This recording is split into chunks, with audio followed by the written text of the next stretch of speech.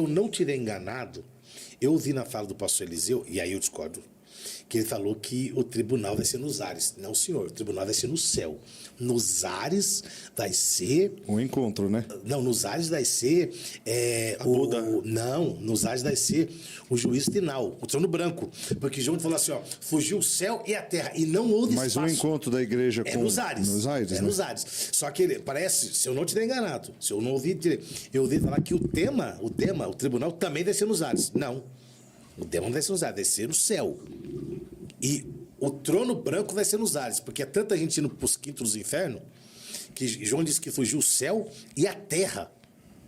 E não houve espaço. Irmão, você imagina quanta gente vai para o inferno, né? Bem, voltando. Aí ele fala que viu uma multidão, porque a igreja já passou por esse período, já bodas do cordeiro, galardão, pedrinha branca, sentaram, tudo isso já aconteceu. E aí vem essa multidão. Então eu acredito, pastor Fábio, que essa multidão é a multidão das palmas, porque ele pergunta, quem são esses? De onde vêm? E o anjo fala, esses são os que passaram pela grande tribulação. E você sabe que o César afirma que essa turma das palmas aí é a igreja, né?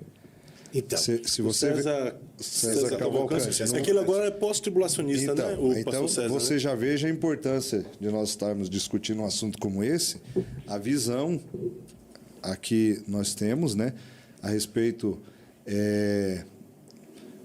da grande tribulação, e não misturar as coisas, colocar a igreja dentro da grande tribulação, porque como o pastor Carlos estava explicando, na visão dele, o César já fala que quem vem com as palmas nas mãos ali, é visto com palmas nas mãos, é a igreja. Então, a gente deve ter um cuidado muito grande. Né? Mas e aí, é a igreja, na sua visão, não, é a igreja? Na minha visão, não é a igreja. Não tem como ser a igreja, porque senão, meu irmão, nós vamos ter vários problemas. Por exemplo, em Apocalipse, a Bíblia diz que os irmãos, é uma das igrejas que diz que eu te guardarei na hora da tentação que há de vir sobre o mundo. Eu não sei se é Filadélfia, eu acho que é Filadélfia, que foi falado. Eu te guardarei da tentação que há de vir sobre o mundo. E a interpretação daquele texto é justamente falando sobre a grande tribulação. Não há razão para a igreja passar pela grande tribulação, porque lá na grande tribulação, as pessoas elas vão morrer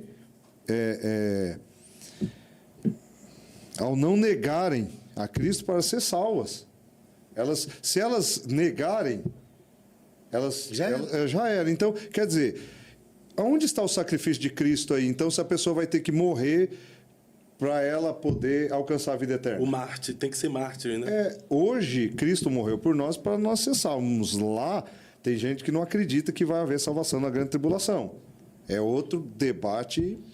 Então, por que vai ter o evangelho pregado? Pois é. O versículo que o senhor havia falado. Mas seu ali... amigo Lincoln, ele diz que não vai haver, que a salvação é enquanto a igreja está na terra. Depois, na grande tribulação, não tem salvação. Não tem e salvação. Quem que ele aponta como o povo da palma nas mãos, a multidão de palma nas mãos? Então, eu acho que na nossa conversa ele não tocou no assunto. O versículo que o senhor havia falado, Apocalipse 3, 10 e 11. Eu te guardarei da hora da tentação que há de vir sobre todo o mundo, para tentar os que habitam na terra.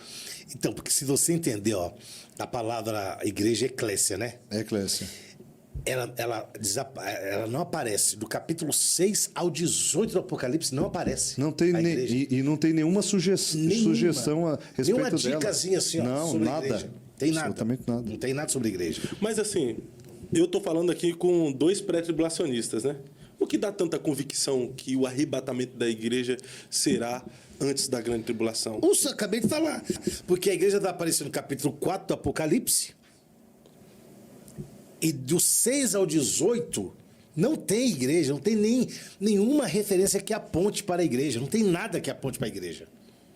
Mas é complexo, porque se vier um pós-tribulacionista aqui, eles vão ter versículos bíblicos para se vier aqui, nós vamos engolir ele, velho. Tá bom. Quer ver? Eles usam 1 Coríntios capítulo 15, verso 52 e 53. E eles fixam muito. Isso aqui é uma base que eles usam. Não é só essa, mas é uma das bases que eles usam. Acontecerá Acontecerá num instante, num piscar de olhos, o som da última trombeta. Pois quando a última trombeta soar, aqueles que morreram ressuscitarão a fim de viver para sempre. E nós que estivermos vivos também seremos transformados. Então, os tribulacionistas, eles acreditam que essa última trombeta aqui é a trombeta que é uma das trombetas que tocarão durante a grande tribulação, que são trombetas de juízo. São 7 trombetas. Quem quiser ler a respeito delas está em Apocalipse 8-6 e 9-19. E aí eles fixam na expressão última trombeta. Então, quando eles usam essa última trombeta, eles fazem correlação com a última trombeta a ser tocada no Apocalipse. Então, eles dizem que diante da última trombeta, quer dizer, então se passou 6 trombetas, na 7ª, no toque da 7ª, a igreja será arrebatada. Então, eles usam aqui essa trombeta. Mas é o que nós estávamos discutindo com o pastor Carlos, em algumas traduções, sequer usa a palavra última. Não tem. Diz ante a trombeta. Ante a trombeta. Aí você vê, porque tem 3... Mas o que significa ante a Existem trombeta? 3 coisas. Antes essas trombetas todas aí. Ante a, e mesmo se colocar ante a última trombeta, é ante a última trombeta das 7. Então tem uma trombeta antes, que antecede. Porque Paulo usa três coisas ali, ó. Paulo fala de alarido, voz de arcanjo e trombeta de Deus. O alarido, né, era um grito de guerra que reuniu os soldados. Então, alarido é para a igreja. Trombeta é para os mortos.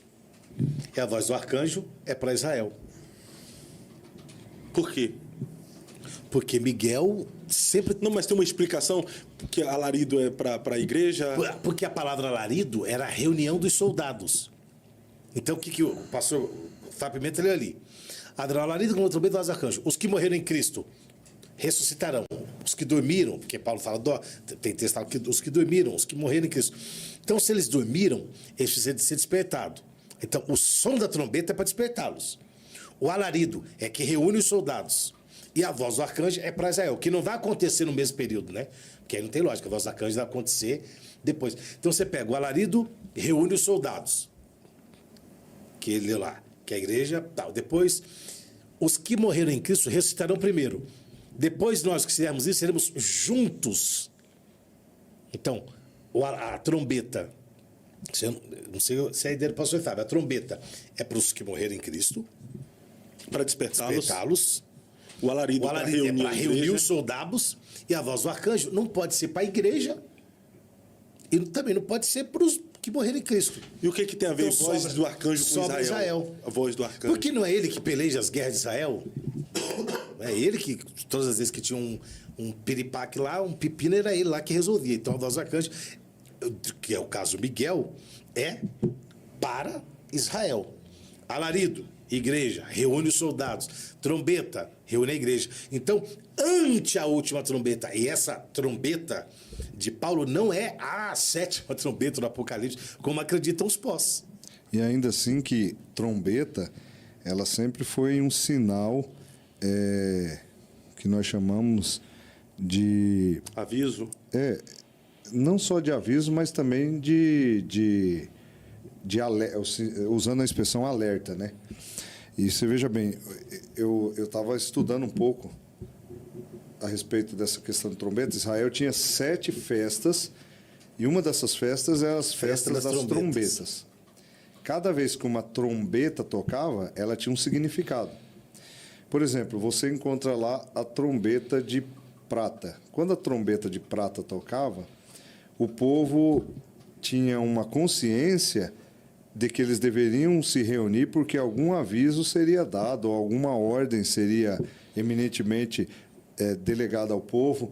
Então, todas as trombetas, elas traziam um tipo de alerta que o povo de Israel tinha conhecimento do que era. Então, tocou... Porque sabia, né, que não era o mesmo som que saía. Eram sons distintos. Quando tocava, o material que eles usavam fazia o som sair, um som distinto do outro. Então, quando eles ouviam aquele tipo de trombeta, eles diziam, opa, peraí, é para o exército se reunir. Opa, peraí. Esse tipo de trombeta é para o rei entrar ou sair pela porta do rei. Então, essas trombetas eram trombetas de alerta.